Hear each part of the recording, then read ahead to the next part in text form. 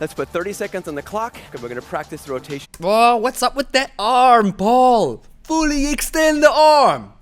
Man, if you had a Russian instructor behind you, he'd probably slap you with a stick like, boom! You have to keep your arm straight. Grüezi miteinander, Gregory von Lebe stark here. Paul Katami was requested in the YouTube comment section, and after doing some research, I found out that Paul was a big name in the kettlebell DVD world. Please don't misunderstand these reactions as a hit towards the coach or just I want to make them look bad. I just want to take a look at how these workouts evolved and see how we evolved with the kettlebell so you can make a proper decision and an informed decision on how you want to work out with one of the greatest tools that you will ever encounter. Before we begin, I want to talk about safety. I want to make sure you have enough space to move through every exercise. A very great recommendation. Even if you work with multiple kettlebell weights, make sure they are distributed well enough so that you have enough space. You can option to protect your wrist with a wristband so the kettlebell will be a little more comfortable on your arms. The only recommendation where I would say you use a wristband is if you are working on your technique, you're working on your practice. Now the next day you want to practice again, and because of those mistakes that you have been making, your soft tissues are a little bit painful and it hurts,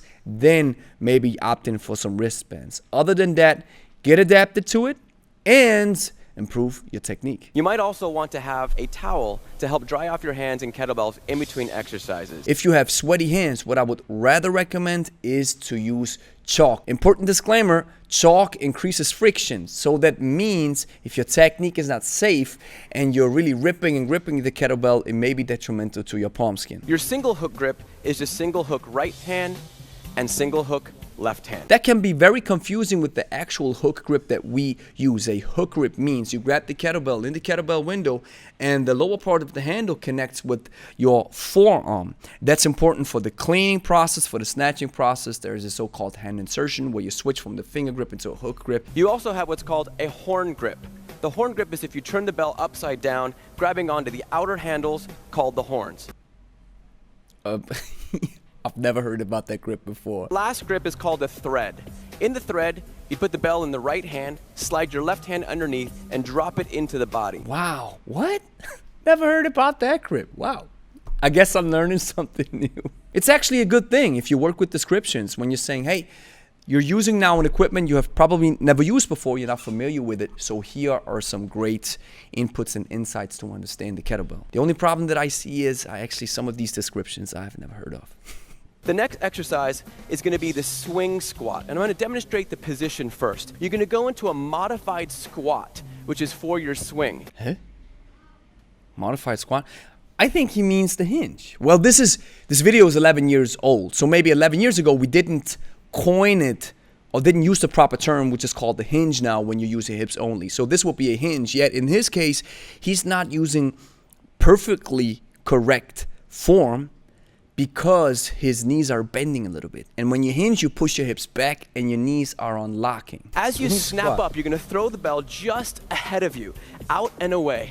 You have lazy arms, the heels pressed to the floor. First of all, we have to acknowledge that this video is 11 years old. Now, what is wrong with the technique? Wrong with the technique, I see he's not going into a proper hinge. He's going into a squat position. We could call it a squat swing, and you don't get that ballistic loading of your hamstrings if you engage a swing like this. The best thing to do would be you engage the swing with either a hinge with bent knees, or a hinge with double bent knees, depending on the style you want to use. Heels to the floor in 3, 2, let's begin. Guys, if you have been watching our reactions, then this is something that really, I just get frustrated watching it, and I don't know why.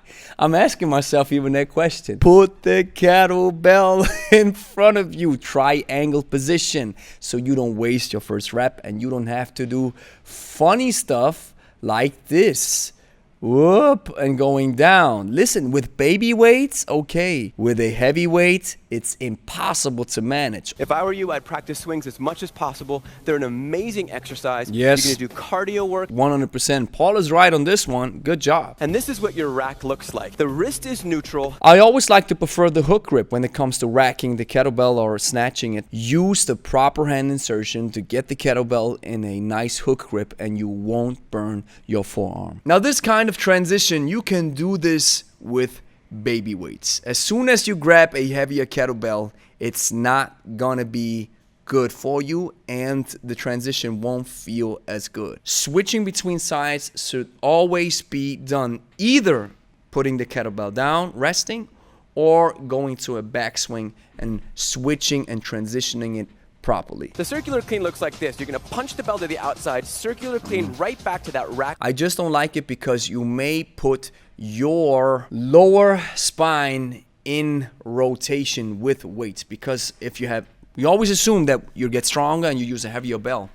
You punch the bell outside, so there are gravitational forces involved, moment arm. Then you have to clean it in. What happens is you maybe engage your trunk, and then you start rotating your lower spine, the lower part of your spine. And I'm always very careful with this. It incorporates a lot of core. It incorporates some momentum. Always this idea that it incorporates a lot of core, and they believe that the core is so incredibly special and so powerful that every exercise that you're doing have to somehow involve your core in a very specific manner. When in reality, once you start working with kettlebell, I always like to call it your midsection, your trunk has to do a lot of stabilizing work, even with the basics, or mostly with the basics. Front-loaded squat, drive. This is a perfect time to practice that nice snapping leg motion. This is to me more of a back squat. You have to engage in a so-called front squat. When weight is in front of you, engage in a biomechanic proper form, and that will be a front squat. The push press adds the squat. So you do a push to the press. Paul, that's a thruster. And I think that term was coined in the CrossFit movement. Thruster means you engage, you go down in a squat and then up in a press. If you want to do a push press, like he mentioned, you just dip. You dip, you go into triple extension, so that means you extend your ankle, your knees, and your hips, and then you use the power of your hip to kettlebell in the overhead top fixation. But for that matter, your arm has to stay connected to your body. Arm up. We're gonna do what's called a rotational squat. This rotational squat? What? All skill. You're gonna squat back and rotate, looking up at that bell. Now he talks about a windmill. Rotational squat? What? Now with the windmill, it's so important that you have to do two things. You engage in a side hinge. That's the first thing that you do. Then your lower back is safe. Then you rotate your T-spine. When it comes to rotation, if the T-spine rotates, it's okay as long as the lower spine is safe. Let's put 30 seconds on the clock, and we're gonna practice the rotation. Oh, what's up with that arm, Paul? Fully extend the arm. Man, if you had a Russian instructor behind you, he'd probably slap you with a stick, like, boom! You have to keep your arm straight. You're gonna lunge down on the left leg, bending both. All right. Driving straight back up That's through a proper the core, lunge. keeping the upper body tall. Yeah, that's a proper lunge. That's great. You know, make sure that once you go down, knees are in the 90-degree angle and your hips are in a 90-degree angle. Your lunging chop. Both hands on, lunge and chop the bell, driving the body nice and tall. Lots of core, lots of power through the legs. Once again, it looks like this. Chop. When you use heavier weight, what may happen is you lose balance, you lose stability, and rotation. Be careful with rotation, man. If I don't have my lower spine locked, I'm not rotating with weight. And I'm not flexing my spine with weight. Unless you're doing a Jefferson curl, that's another discussion for another video. But talked about it before, when we think about that, everything has to be all core work. While just doing cleans, swings, snatches, the basics, they give you enough core stabilization. Figure eight, beautiful. So really keep your body central as you step out for that nice figure eight. You know, there are exercises that we could call awareness exercise where you want to build your kinesthetic sense. It's not particularly for building strength or workout. It is for building awareness and the kinesthetic ability of your body, which I understand. What I see this trend is we're mixing up so many different exercises because we think if we complicate the exercise even more that we get more value out of it, which I don't agree with that notion. It completely ignores the KISS principle, keep it simple, stupid. It's more like doing more is more when I believe when it comes to working out with kettlebells or just working out in general, less is more. We're gonna move on to the next exercise. It's called a windmill. Let's put that bell in the right hand and you can relax it low to the body. You're gonna take your feet directly under your body. You did the windmill already? Toward the floor. You're gonna press that bell down to the floor. Let me demonstrate. You're gonna drive through, keeping the hip. No.